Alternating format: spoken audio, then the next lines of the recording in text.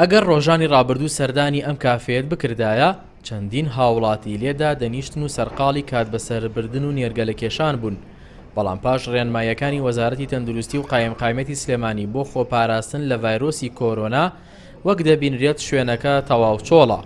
یەکێک لەو بڕیارانی قایمقامەتی سلێمانی وەک خۆپارێزی دەری کردووە قەدەغی نێرگەلەکێشانە لە شوێنە گشتیەکان. خاوەن کافتریایەک دەڵێت مادەم بڕیارەکە بۆ سوودی گشتیە پێوەی پابەند دەبن و پێشوازی لێ دەکەن.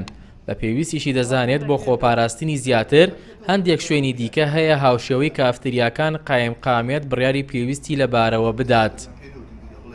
بەڵێ قەرارەکەیان ئیشێکی زۆر باشیان کردووە کە نێرگەلەکێشان هۆی گواستنەوەی ڤایرۆسی کۆرۆنایە بۆ هاوڵاتیان، بەڵام کە چەنەها شوێنی تر هەیە کە بەریەکەوتنی زیاترە و هۆی گواستنەوەی ڤایرۆسەکەیە.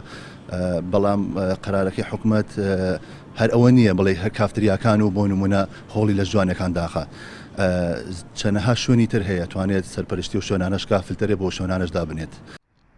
لیژنەکانی قایمقامێت پێک دێن لە 87 لیژنەوە نوێنەری زۆربەی فەرمانگەکانی تێدایە.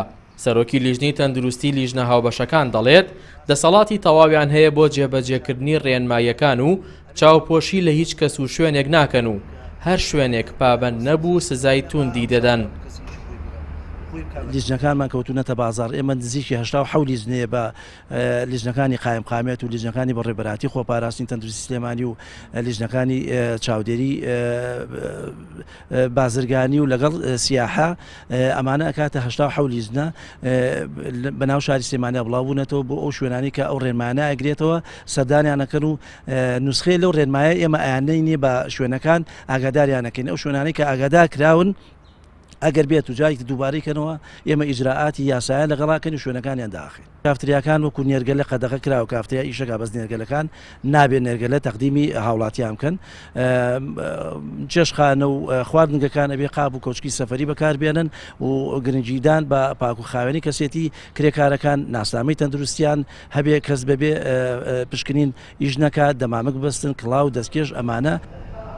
لیژنە هاوبەشەکانی قایمقامەتی سلێمانی بۆ پاراستنی هاوڵاتیان لە مەترسیەکانی ڤایرۆسی کۆرۆنا ڕێنمایەکی 18 خاڵیان داناوە و دەیدەن بۆ شوێن و جێگایانی بڕیارەکان دەیانگرێتەوە.